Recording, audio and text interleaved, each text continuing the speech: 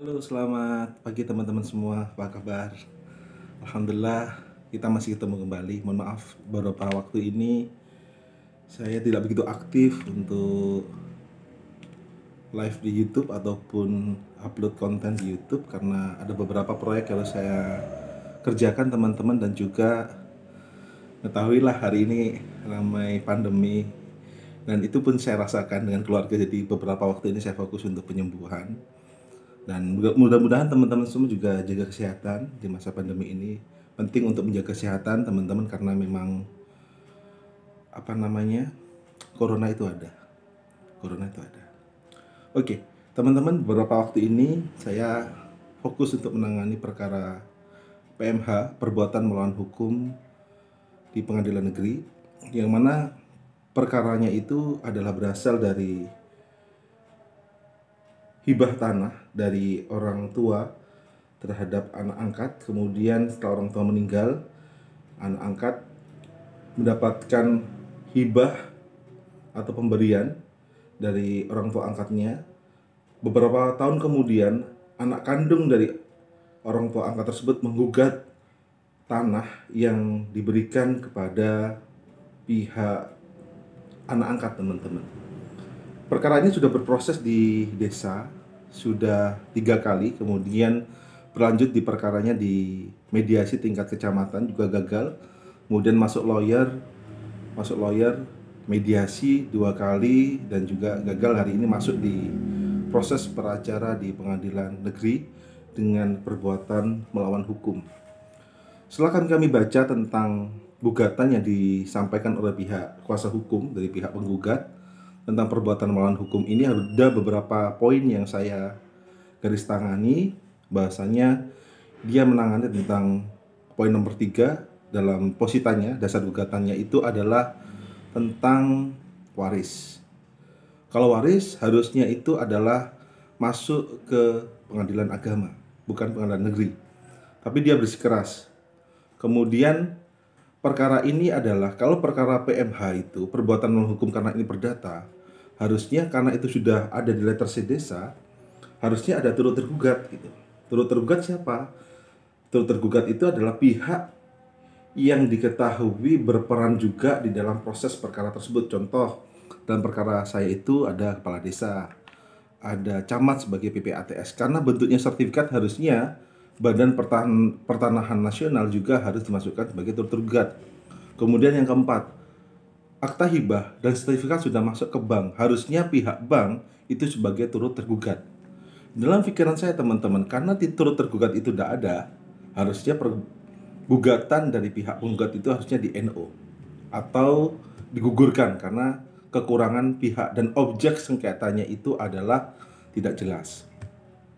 Dan perbuatan melawan hukum di sini adalah karena itu peluang, karena PMH itu perdata, bukan pidana. Yang mana dalam petitum apa yang diminta oleh pihak penggugat itu yakni tentang, pertama tentang pemberian tanah, yang kedua yakni meminta uang ganti rugi selama dia itu menguasai tanah tersebut gitu. Tapi sekali lagi, karena ini saya kacamata tergugat, teman-teman, dalam perbuatan melawan hukum tadi itu merupakan perkara perdata yang bisa jadi itu akan teman-teman semua rasakan gitu. Dalam perkara di dunia ya, di dunia ataupun di lingkungan teman-teman mungkin akan merasakan nanti akan digugat mungkin, ataupun teman-teman sebagai penggugat dalam perkara perbuatan melawan hukum. Saran saya di sini sebagai teman-teman semua, sebagai sharing yang saya rasakan, pelajari dengan detail bukti-bukti pengajuan perbuatan melawan hukum. Agar kenapa, teman-teman? Agar saat teman-teman itu menggugat perbuatan melawan hukum, harapannya itu adalah teman-teman bisa menang ataupun teman-teman bisa menguasai tanah tersebut. Karena perbuatan melawan hukum ya, bicara mengenai objek sengketa tanah.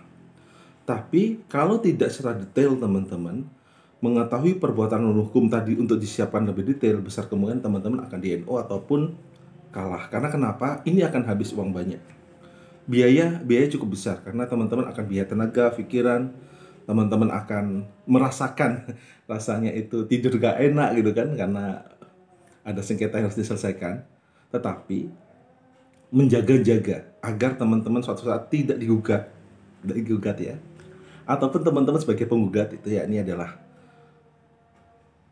persiapkan secara dini. Baik itu kalau teman-teman tanahnya masih belum punya letter C, jual beli belum punya letter C, urusi letter C di desa.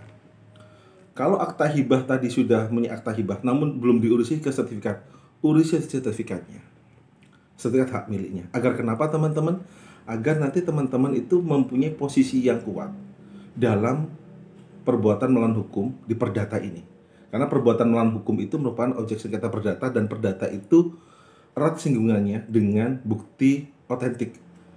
Otentik apa? Bisa menjadi letter C, akta jual beli, akta hibah, dan juga kemudian ada yang kita sebut itu sertifikat hak milik gitu.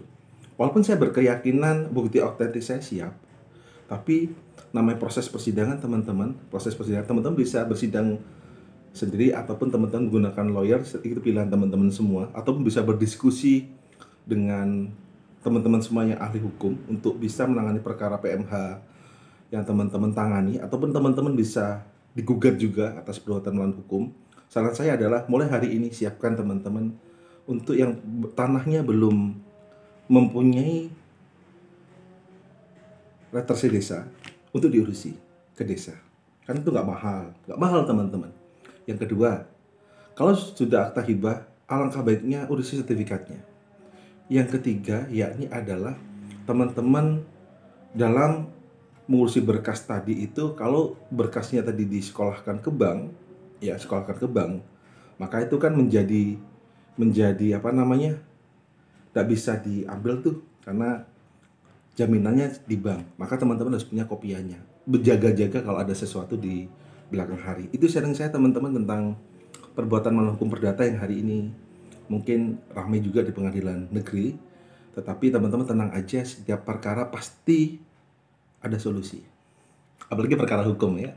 Hukum tidak perlu, hukum teman-teman jangan dibuat pusing, dibuat santai, karena itu yang wajib kita selesaikan. Makasih teman-teman, itu sharing dari saya. Terima kasih. Jaga kesehatan. Assalamualaikum warahmatullahi wabarakatuh.